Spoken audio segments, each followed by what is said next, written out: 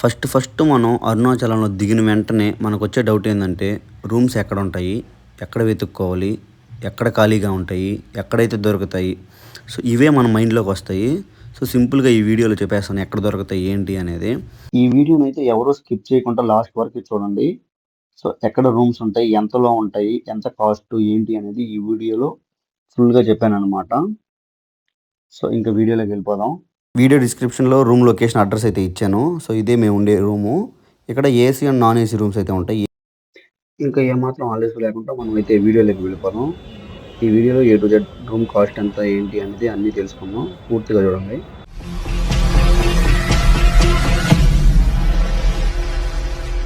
So ఇది చాలా రోజుల నుంచి డ్రీమ్ అనమాట, అరుణాచలం వెళ్దామని. సో ఫైనలీ బ్యాగ్ అయితే రెడీ చేశాను అనమాట. ఈరోజే మన ట్రైను. సో వెళ్ళిపోదాం. బీటెక్ నుంచి ప్లాన్ చేస్తూ ఉన్నాం. ఆ శివుడు ఆజ్ఞ లేదేమో, వెనక్కి నెట్టేస్తూ ఉన్నాడు. సో ఫైనలీ ఈరోజు అయితే కుదిరిందనమాట. January 3. సో మార్నింగు 6కి రావాల్సిన ట్రైను 9:30కి వస్తుంది. చూద్దాం. మనం అయితే స్నానం అంతా అయిపోయింది. సో ఇంకా ట్రైన్ రావడమే ఆలస్యం అనమాట. మన ఇంటి దగ్గర నుంచి రైల్వే స్టేషన్కి వచ్చేసి ఒక 7 కిలోమీటర్స్ ఉంటుంది. ఒక 20 మినిట్స్లో వెళ్ళిపోవచ్చు. సో అందుకనే ట్రైన్ అయితే చాలా లేట్ అయింది అబ్బా. ఈరోజు 9:30కి వస్తుంది. ఓరే నాయన 3:30 గంటలు లేట్ అనమాట. ఇంక మనం అంతా ప్రిపేర్డ్గా ఉన్నాము. సో ఇంకా అక్కడికి వెళ్ళి అరుణాచలంలో శివుడిని దర్శనం చేసుకున్నాం అనుకో, కొత్త సంవత్సరం కొత్తగా మంచిగా జరగాలని ఆశిస్తూ కోరుకుంటున్నాను అనమాట. మనం అయితే బ్యాగ్ తీసుకుని బయలుదేరిపోదాం. ట్రైన్ అయితే నెల్లూరు దగ్గరికి వచ్చేసింది. వెళ్ళిపోదాం. ఇంకా అలా మా ఇంట్లో ఉండే దేవుళ్ళకైతే దండం పెట్టేసుకొని మన అరుణాచలం ప్రయాణాన్ని అయితే కొనసాగించేసాం. సో ఇంకా మనం ట్రైన్ వచ్చేస్తుంది. మనం అయితే స్టేషన్కి వెళ్ళిపోదాం. ఇదేను గూడూరు రైల్వే స్టేషను. సో కొద్దిగా పెద్దదేను జంక్షన్ అనమాట ఇది. ఇక్కడ చాలా ట్రైన్స్ ఆగుతాయి. సో మన ట్రైన్ వచ్చేసి 9:30కి వస్తుంది. ఈ ట్రైన్ అయితే సికింద్రాబాద్ నుంచి వస్తుంది. సో సికింద్రాబాద్లో థర్స్డే నైట్ 8కి, గూడూరుకి వచ్చే లోపల ఫ్రైడే మార్నింగ్ 6కి వచ్చేస్తే ఎగ్జాక్ట్గా. బట్ ఈరోజు అయితే మనకి ట్రైన్ లేట్ అయిపోయింది. వీడు నా ఫ్రెండ్ హైదరాబాద్ నుంచి వస్తున్నాడు. సో వీడికైతే టిఫిన్ తెచ్చిచ్చేసాం మన గూడూరులో. మన గూడూరు రుచి ఎట్లుంటుంది ఏందని చెప్తా ఉన్నాడు అనమాట తింటూ ఉంటే. సో ఇంకా మన ట్రైన్ అయితే స్టార్ట్ అయిపోయింది గూడూరు జంక్షన్లో. 9:30కి స్టార్ట్ అయింది. సో చూడాలి ఇంకా తిరువణమలైకి ఎన్ని గంటలకు వెళ్తుంది ఆఫ్టర్నూన్ అనేది.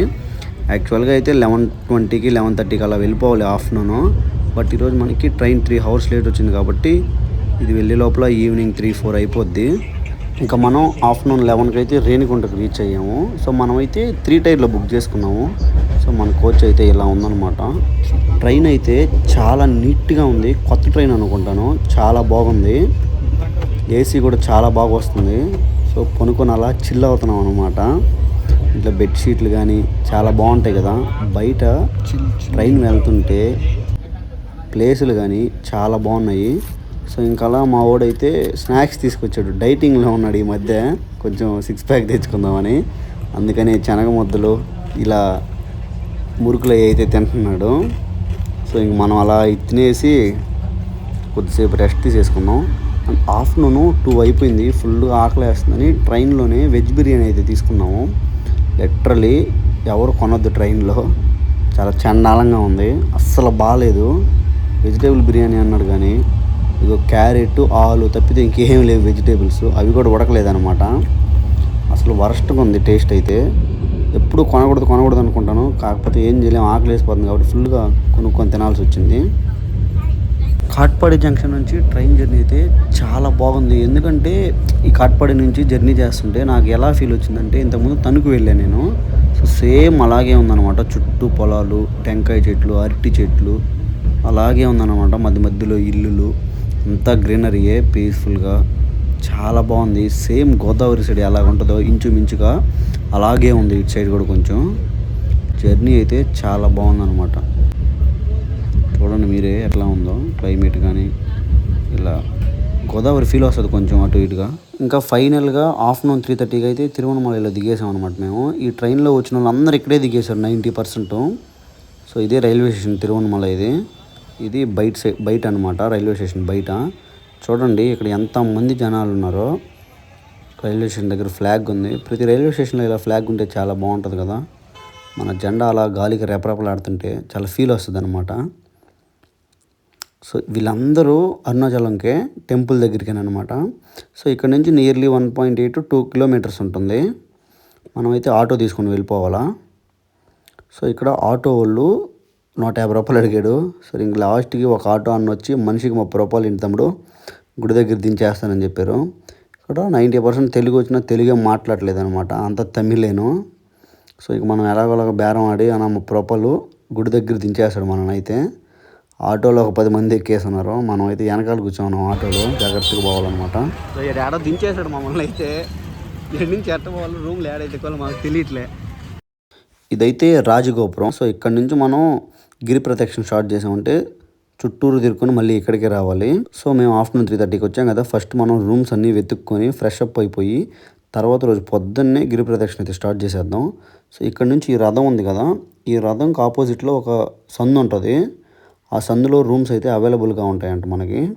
సో అక్కడికి వెళ్ళి చూద్దాం ఒకసారి. ఇంకా మనం అయితే ఈ గల్లీలో వెళ్ళి ఒక రూమ్ అయితే వెతుక్కోవాలి. సో ఇలాగ మనం ఒక 200 మీటర్స్ కానీ వెళ్తే అక్కడ కొన్ని రూమ్స్ అయితే ఉంటాయంట. ఈ గల్లీలో మొత్తం రూమ్సే, కాకపోతే కొంచెం కాస్ట్ ఎక్కువ. ఎక్కడంటే ఇది ఒక 200 మీటర్స్ కానీ వెళ్తే అప్పర స్వామిగల్ మేడం అని ఒక బిల్డింగ్ లాగా ఉంటుంది. అందులో అయితే చాలా రూమ్స్ ఉంటాయి. అలాగే వీళ్ళు ₹100 కానీ కడితే ఒక చాప దుండు ఇస్తారు. అలాగే మన బ్యాగ్స్ అవి పెట్టుకోవడానికి ఒక లాకర్ అయితే ఇస్తారు. ఒక లాకర్ తీసుకుంటే 200 అయితే పే చేయాలి. ₹100 మనం కీస్ రిటర్న్ ఇచ్చేసినప్పుడు వాళ్ళైతే మనకు ₹100 రిటర్న్ ఇచ్చేస్తారు. సో ఇలాగా చాప ఒక దుండు అయితే ఇస్తారు. అలా కింద వేసుకొని పనుకోవాలి మనం.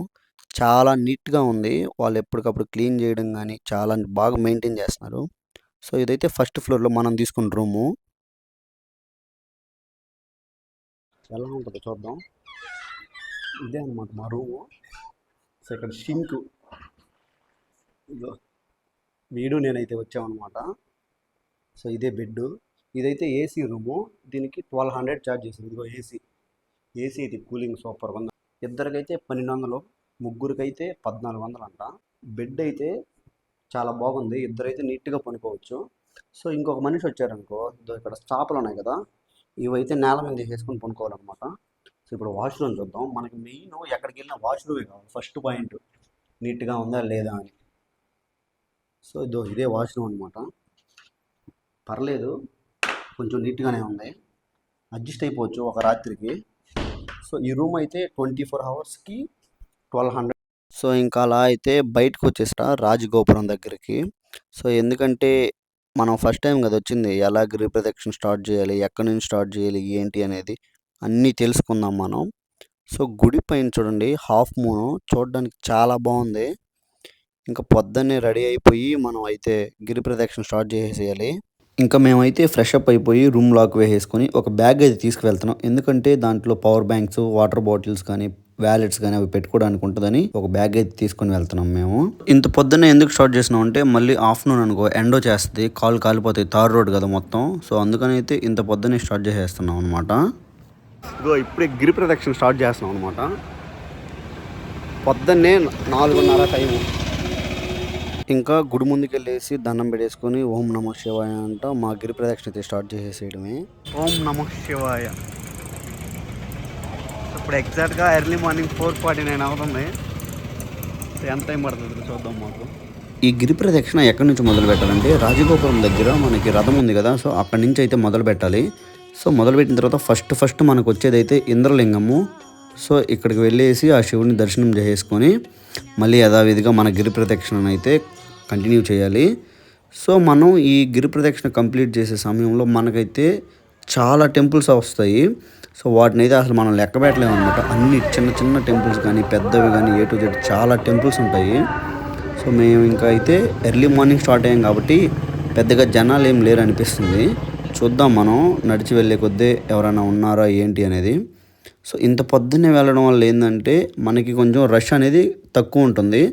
సో అలాగే మనం త్వరగా కంప్లీట్ చేసేసేయచ్చు, ఎందుకంటే వెహికల్స్ ఎక్కువ ఉండవు కదా ఈ టైంలో.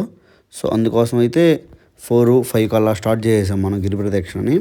అండ్ అలాగే మాకు ఎంత టైం పడుతుందో చూడాలి, ఎందుకంటే ప్రతి ఒక్క శివలింగాన్ని దర్శనం చేసుకుంటూ వచ్చే గుడులన్నిటినీ లోపలికి వెళ్ళలేకపోయినా బయట నుంచే దండం పెట్టుకొని మన గిరి ప్రదక్షిణని కొనసాగించాలన్నమాట.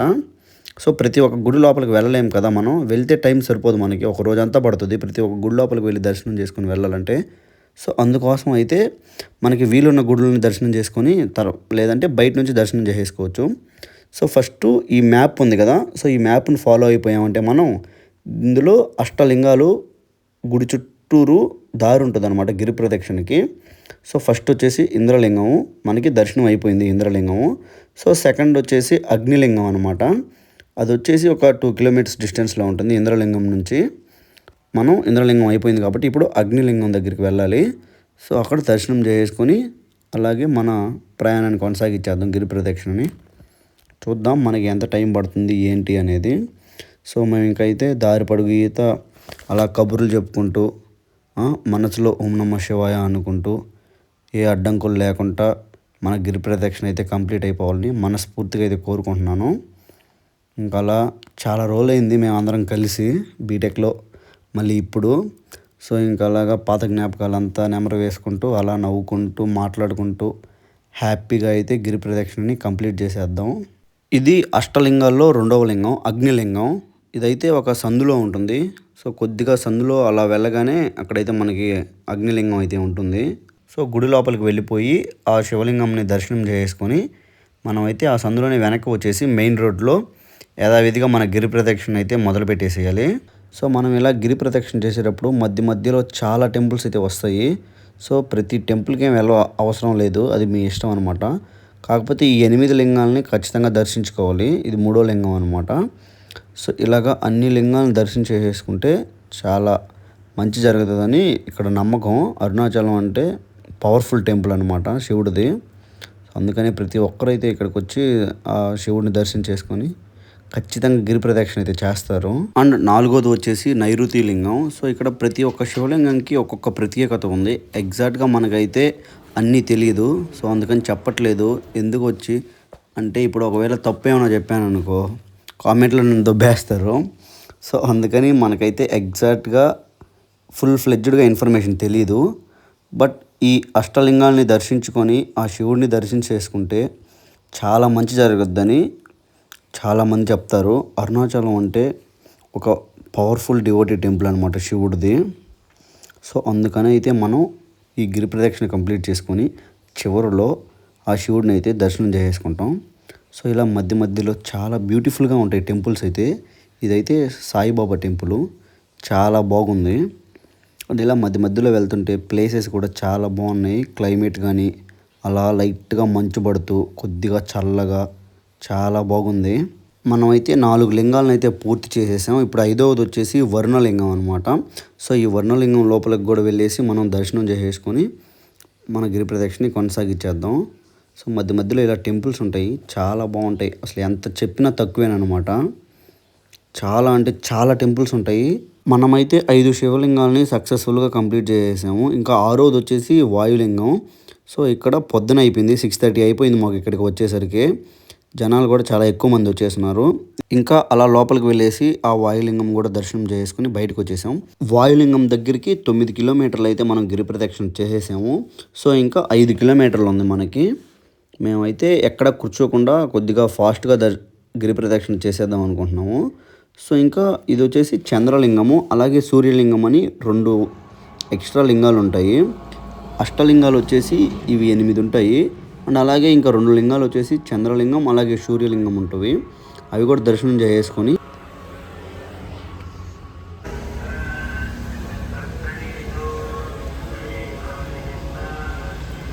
ఇంకా 7వది వచ్చేసి కుబేరలింగం.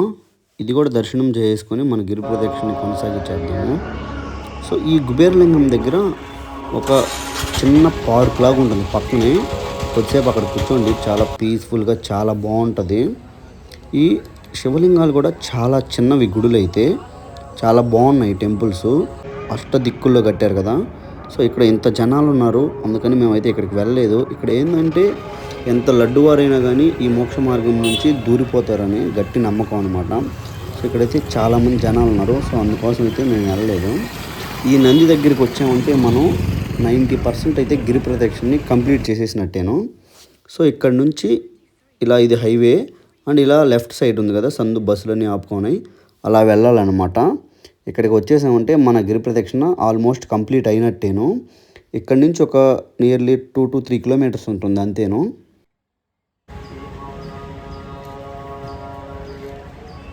ఇదైతే అష్టలింగాల్లో చివరి లింగం, ఈశాన్య లింగం. ఇక్కడ నుంచి గుడికి 2 కిలోమీటర్లు ఉంటుంది. సో ఇక్కడ కూడా ఈశాన్య లింగం లోపలికి వెళ్ళేసి దర్శనం చేసుకొని మనం అయితే వెళ్ళిపోదాం ఇంకా గిరి ప్రదక్షిణకి. ఇంకా ఎగ్జాక్ట్లీ 2 కిలోమీటర్స్ అంటే హాఫ్ అన్ అవర్ కానీ 1 అవర్ పడుతుంది. ఇంకా వెళ్ళిపోదాం మనం. ఫైనలీ దగ్గరికి అయితే వచ్చేసాము. అబ్బా ఎంత ఆనందంగా ఉందో గోపురాన్ని చూస్తూ ఉంటే. ఇంకెంత ఒక 300 మీటర్స్ అలా ఉంటుంది అనమాట. మేము ముగ్గురం అయితే 3:30 గంటలో ఈ గిరి ప్రదక్షిణ అయితే పూర్తి చేసేసాము, 14 కిలోమీటర్లని. సో చాలా ఫాస్ట్గా చేసేసాం అనుకుంటున్నాం మేమైతే. మీరైతే ఎన్ని గంటలు పట్టిందో కామెంట్ చేయండి. అలాగే మన వీడియోకి లైక్ చేయడం మర్చిపోవద్దు. అలాగే మన ఛానల్ అయితే సబ్స్క్రైబ్ చేసుకోండి. సో గుడి దగ్గరికి వచ్చేసాం మేమైతే. ఇంకా కొంచెం దూరమే ఉంది. ఇంకా ఫైనల్గా మన గిరి ప్రదక్షిణ అయితే కంప్లీట్ అయిపోయింది. సో ఇంకైతే మనం టెంపుల్ లోపలికి వెళ్దాం. ఇక్కడ నుంచి కొద్దిగా దూరం వెళ్తే క్యూ లైన్స్ వస్తుంటాయి. సో అక్కడికి వెళ్దాము. సో ఈ గోపురం కట్టడం కానీ, ఈ డిజైన్ కానీ, ఆర్కిటెక్చర్ కానీ ఎంత బాగుందంటే అసలు ఆ రోజుల్లో ఎలా కట్టుంటారు అబ్బా అని ఊహించుకుంటుంటేనే ఒక గూస్ బంప్స్ లాగా వస్తున్నాయి అనమాట. ఇంత ఎత్తు కానీ, ఆ డిజైను మాటల్లో వర్ణించలేము. చాలా గ్రేట్ అప్పట్లో డిజైన్స్ కానీ, ఆర్కిటెక్చర్స్ కానీ. ఇప్పుడు అసలు కట్టలేకపోతున్నాం ఇలాగా. సో ఇక్కడ ఫ్రీ దర్శనం, అలాగే 50 రూపీస్ టికెట్ దర్శనం అయితే ఉంటుంది. సో చూద్దాం, 50 రూపీస్ టికెట్కి అయితే వెళ్తున్నాం మేము. ఎందుకంటే చాలామంది జనాలు ఉన్నారు గుడి లోపల. సో అందుకోసం అయితే 50 రూపీస్ టికెట్ తీసుకున్నాము. సో పర్ హెడ్ వచ్చేసి 50 రూపీసు. మిడిల్లో ఇస్తారు మనకి టికెట్. బ్యాగ్ అయితే తీసుకువెళ్ళొచ్చు, చెకింగ్ ఏం లేదు ఇక్కడ ఏమి. ఎదురుగా కనిపిస్తుంది కదా గోపురం, ఆ గోపురం పైన ఒక పక్షి ఉంది. అది నిజమైన పక్షి అనుకున్నాను ఫస్ట్ చూడగానే. కాదు, సిమెంట్తో అలా కట్టారనమాట పక్షిలాగా. సో 2 పక్కల 2 పక్షులు ఉంటాయి. నేను ఫస్ట్ చూడగానే రియల్ పక్షి అనుకున్నాను, రియల్ పక్షి కాదు. సో ఇది టెంపుల్ ఎలా ఉంటుంది ఏంటి అనేది చుట్టూరు అనమాట. సో 4 దిక్కుల్లో 4 గోపురాలు ఉన్నాయి. అండ్ అలాగే ఆ పెద్ద గోపురం ముందర ఒకటి చిన్న గోపురం ఉంది. సో మాకైతే దర్శనం కూడా అయిపోయింది. దర్శనం అయితే చాలా బాగా జరిగింది, ఎక్కడ నెట్టియలేదనమాట. చాలా ఎక్కువసేపు చూసాను ఆ శివుడిని. మనసు అంతా నిండుగా ఉందన్నమాట. ఎందుకంటే అంత టైం గిరి ప్రదక్షిణ చేసి వచ్చి ఈ శివుడిని దర్శించుకుంటే మనసు ఎంత తృప్తిగా ఉందంటే అంత తృప్తిగా ఉంది. ఈ గిరి ప్రదక్షిణ చేసినంత సమయం కూడా కాళ్ళు నొప్పులు అనేవి లేవు.